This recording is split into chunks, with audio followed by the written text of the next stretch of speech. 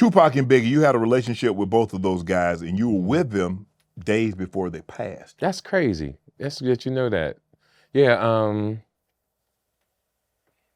they died in different years. Like a year apart. One is in 96 and the other was like March of 97. But very close. Both. I've been blessed to be both sides of the game. Biggie and us was tight. Me, Lil' Kim, even Puff. You know, before the freak offs. Right. You know, Puff, and don't everybody know Puff used to throw some of the best parties in the game in the early '90s. God bless him in his situation. What I've learned in life too, when people are in trouble, don't wish them well, don't wish them bad. Just say, I wish that person the best, and thank God it ain't me. And you move on about it. Biggie, I was with him the day he died, but Tupac had died first. Right. And Tupac, in Las Vegas, actually, in Vegas. Right, Vegas. It was me, Tupac, Mike Tyson. We all hung out during that day. And after the fight, was going to the club. 6-6 was Suge was throwing a party. But my dumb butt, again, I was working out and I took some fat burner pills. Don't know why I'm not fat. I took fat burner pills. I'll never forget it. Try to speed up your metabolism, that's it. Took the fat burner pills, but I didn't know you couldn't drink alcohol with it. I drank alcohol later that afternoon. So as we're going to the party, I leave them because I'm not feeling good. Like whatever that fat burner did, it did something that I never experienced before. Because it was like you could actually feel it in your skin. Yeah, skin like crawling. Oh man, it was painful. I stayed in the hotel like a week. So I saw the Tupac thing on the news that he had got shot. I was like, wow, that's crazy. And I said he's gonna be all right. Right. And when I started getting well, that's when I found out he had died. So I had to fly from Vegas to Charlotte to do a show. A year later, I'm hanging with Lady Note Blacknor, who was Puffy's assistant at the time. And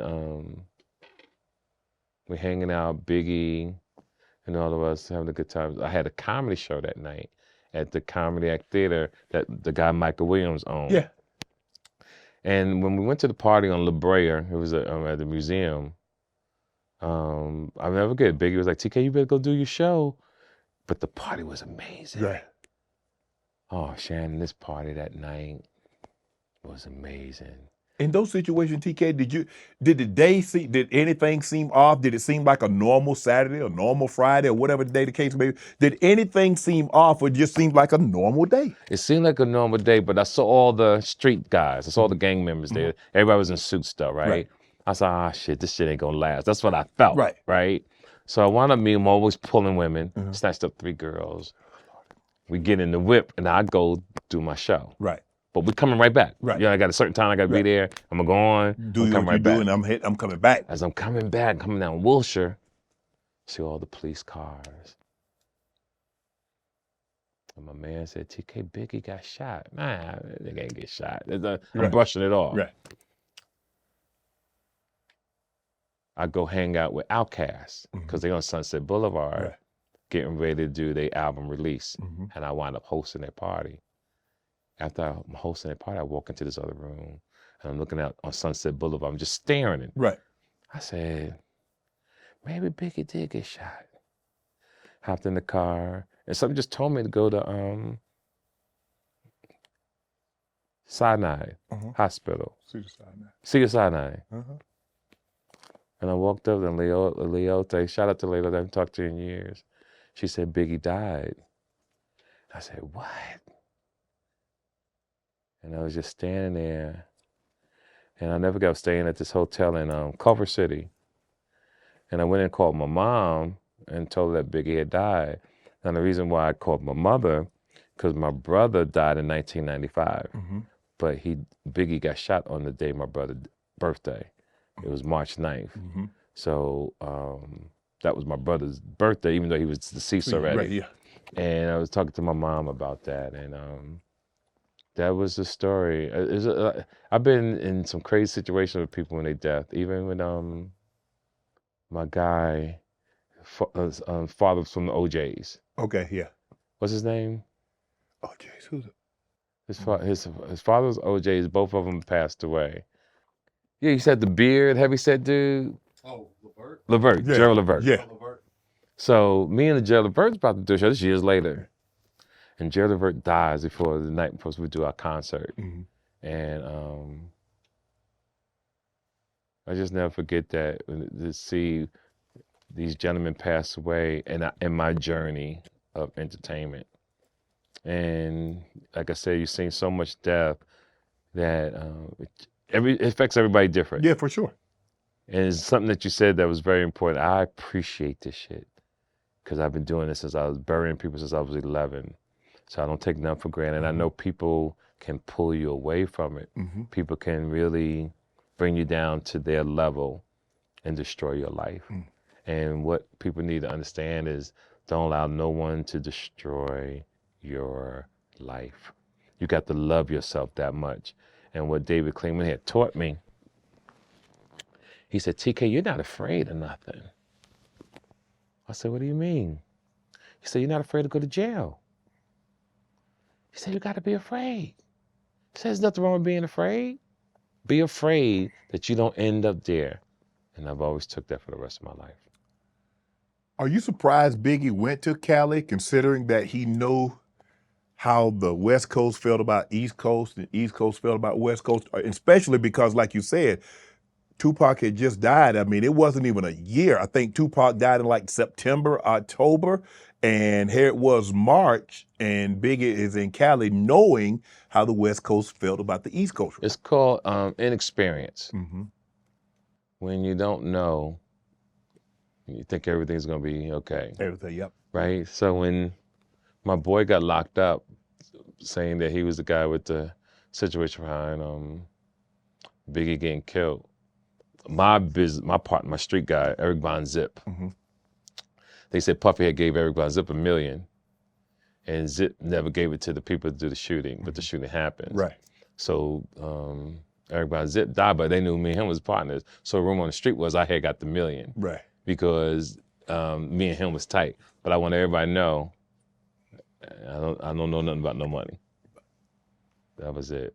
You've also been featured on albums. You worked with Missy Elliott, Madonna, Gwen Stefani. And I want to ask you this, but when I go back and I think of Missy, I think of creativity. Yes, yes. I think of the videos. I think she was ahead of her time. Yep, she sure was. I don't think she gets the credit that she deserves. I totally agree. And that's not a knock on anybody that's in the genre that she's in. But Missy was way ahead of her time. So true. She was futuristic. Yep, absolutely. She's 2085 and happened to be in the 90s, early 2000s when she was doing her thing. I totally agree. She was creative in the videos. She was very unique, very creative, and I love that about her. I mean, all you can say is she was great. I mean, you have the female rappers today, and yeah, they're good. I'm not no knock nobody, but everything in the 90s when it came to hip hop was on a whole nother level. Mm-hmm. Whole nother level. And it's good to know. I'm glad to know I was part of it. You know what that's what I want to ask you. People say, like, somebody can do an album. Like, man, you do an album and you're really good, you have success, but I want to see him do something else. Right. He does something else. Man, I want the old guy back. That's so true. I mean, it's like nature. Yeah, it's like change. It's inevitable. Yes. And you see an actor, man, that's all he does is that. I want to see him do something else. And then when he or she does something else, man, I want him to see the old thing. So how do we get, because you see a lot of rappers, a lot of entertainers, be it R&B or whatever the case may be, they try to expand. Kudos to Beyonce. Yes. Because I don't know if I would have had to go country, yes, which is so far away from the genre that she's in. Totally agree. And she says, I don't care. Yes. I'm going to do it. Yes. Do you understand the chutzpah, the courage that it takes to totally do agree. what she did? Because I don't know if I can honestly say I've seen someone do it to the level I'm here, but now I'm going to go way over here and get the acclaim and the adoration that she's been able to do. And that's you hit that right on the nail. Most people don't understand how hard that is to do, because it's impossible to do. and she's actually done it. She's actually done You it. know, And the tour, I guess the tour has done sold out, 19 sold out shows, all the money that she's been able to Yes, accumulate. yes. But I don't think she did it for the money. I think she strikes me as a woman that likes to challenge herself. It seems that way. It definitely seems You that gotta way. like a challenge, TK, if you do that now. Yeah, you have to. For her to go way country, amazing. It's truly amazing. Yeah. Want to join Club Shay Shay? Become an official member by hitting that subscribe button, where you never know who's going to be joining us for drinks and conversation. Don't be late to the party, because you know we like to do something before two something.